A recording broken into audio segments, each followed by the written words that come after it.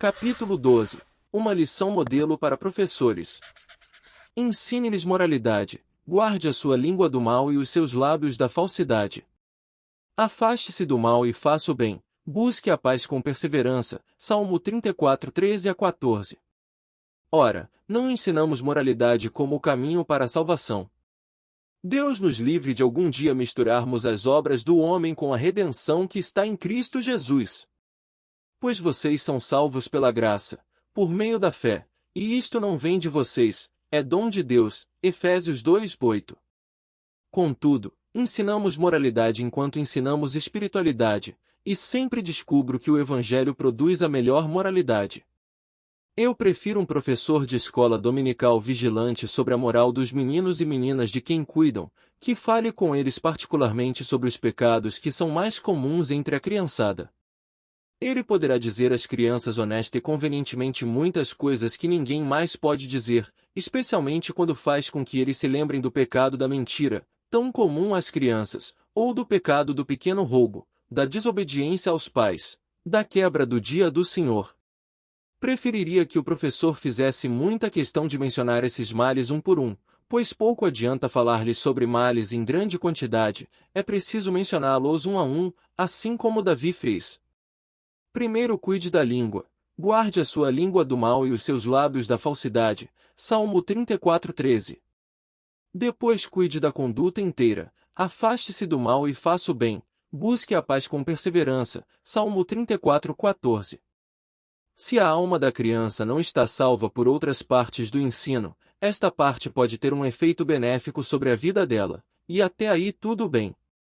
A moralidade, no entanto, por si só, é uma coisa comparativamente pequena. A melhor parte daquilo que você ensina é a piedade divinamente inspirada. Muitas pessoas são religiosas de certo modo, sem serem piedosas.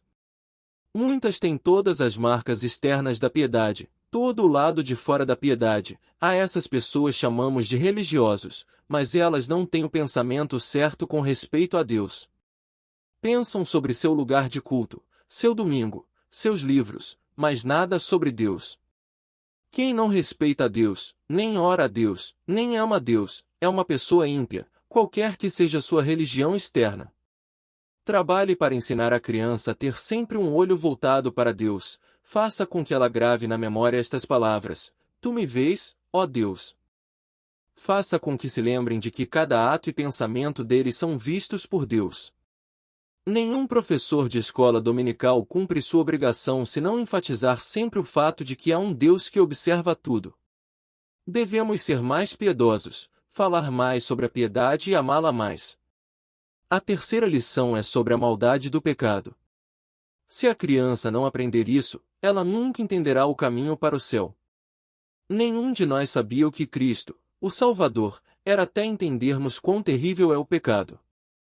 Se o Espírito Santo não nos ensinar sobre a grande pecaminosidade do pecado, nunca conheceremos a bem-aventurança da salvação. Busquemos a graça do Santo Espírito, então, quando ensinarmos, para que possamos sempre enfatizar a natureza abominável do pecado. O rosto do Senhor se volta contra aqueles que praticam o mal, para apagar da terra a memória deles. Salmo 34, 16. Não poupe sua criança, deixe-a saber aonde o pecado leva. Não tenha medo, como algumas pessoas têm, de falar claramente sobre as consequências do pecado. Ouvi falar de um pai que tinha um filho muito ímpio, e ele morreu de forma inesperada. Ao contrário do que algumas famílias fariam, o pai, vencendo seus sentimentos naturais pela graça divina, reuniu seus filhos e lhes disse: Meus filhos, o irmão de vocês morreu, temo que ele esteja no inferno. Vocês conheciam sua vida e conduta, viram como ele se comportou, e agora Deus o puniu por seus pecados. Então, ele lhes contou solenemente sobre o lugar de sofrimento que ele acreditava que o filho tinha ido, quase certo de que era esse o destino dele. Ele implorou para que eles evitassem aquele lugar e fugissem da ira vindoura. Assim, ele foi o meio de levar seus filhos a uma reflexão séria. Mas se ele tivesse agido como alguns teriam feito, com ternura no coração, mas sem sinceridade de propósito, e dito que esperava que seu filho tivesse ido para o céu, o que as outras crianças teriam dito? Se ele foi para o céu, Então não precisamos temer, podemos viver como quisermos. Não, não, eu afirmo que não é falta de cristandade dizer que algumas pessoas vão para o inferno quando já vimos que suas vidas eram infernais. Mas você pode perguntar, você pode julgar seus semelhantes? Não, mas posso reconhecê-los por seus frutos. Eu não os julgo, nem os condeno, eles se julgam a si mesmos. Já vi seus pecados sendo julgados antecipadamente, e não duvido que eles serão julgados novamente no futuro. Mas eles não podem ser salvos na última hora? Ouvi falar de uma pessoa que foi, mas não sei se isso aconteceu com outras pessoas, e não posso dizer se isso acontecerá novamente. Seja honesto, portanto, com os seus. Mas isso não é tudo, e você não terá feito o suficiente se não ensinar cuidadosamente a quarta lição, a necessidade absoluta de uma mudança de coração. O Senhor está perto dos que têm o coração quebrantado e salvos de espírito contrito. Salmo 34:18. Que Deus nos capacite a sempre manter isso em mente para aqueles que estão sendo ensinados, que é necessário ter um coração quebrantado e um espírito contrito. Boas obras não terão valor algum, a menos que haja um verdadeiro e completo arrependimento do pecado, e um abandono total do pecado pela graça e misericórdia de Deus. Se for necessário escolher, tenha certeza de ensinar às crianças os 3 R, ruína, redenção e regeneração. Diga às crianças que sua ruína veio pela queda e que só há salvação para elas por meio da redenção pelo sangue de Jesus Cristo e da regeneração pelo Espírito Santo. Mantenha constantemente essas verdades vitais diante delas, pois assim terá a agradável tarefa de compartilhar com elas o doce assunto da lição final. Em quinto lugar, fale às crianças sobre a alegria e bênção de ser cristão. O Senhor redime a vida dos seus servos, ninguém que nele se refugia será condenado. Quem nele confia não ficará desolado. Salmo 34:22. Não preciso dizer como você deve abordar esse assunto, pois você sabe o que é ser cristão. Quando nos aprofundamos nesse assunto, nossa mente não para de trabalhar. Como o salmista disse, como é feliz aquele que tem suas transgressões perdoadas e seus pecados apagados. Salmo 32:1. Como é feliz o homem que põe no Senhor a sua confiança. Salmo 44. Sim, feliz é o homem, a mulher, a criança que confia no Senhor Jesus Cristo e espera nele. Enfatize sempre esse ponto, que os justos são pessoas abençoadas, que a família escolhida de Deus, redimida pelo sangue e salva pelo poder, são pessoas abençoadas aqui na terra, e que serão abençoadas para sempre no céu. Faça com que suas crianças vejam que você também faz parte desse grupo.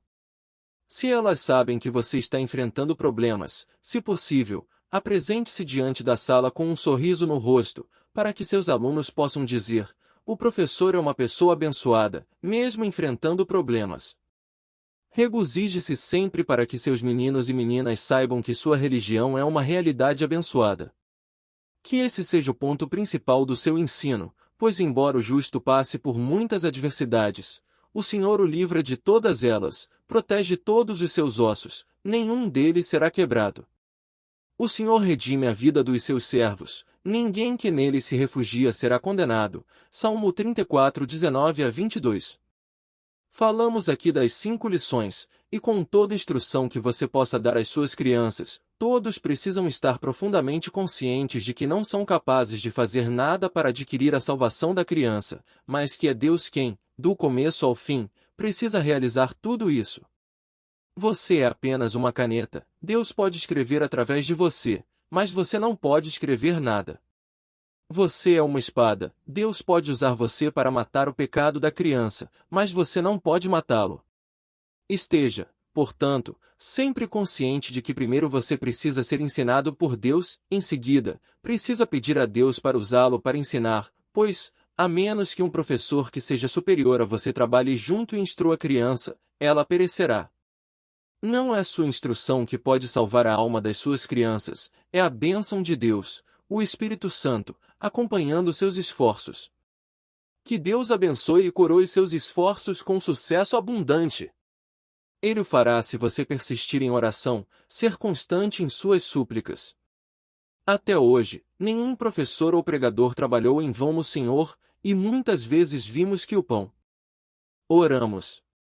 Deus, neste momento, dirijo-me a Ti em oração, reconhecendo a importância e a responsabilidade de ensinar e guiar as crianças em sua jornada espiritual. Peço a Tua sabedoria e orientação para ser um instrumento eficaz em transmitir as verdades da Tua palavra.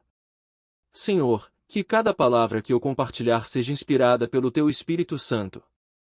Ajuda-me a ensinar com clareza e amor, para que as crianças compreendam a mensagem do Evangelho e sejam tocadas pelo Teu amor redentor.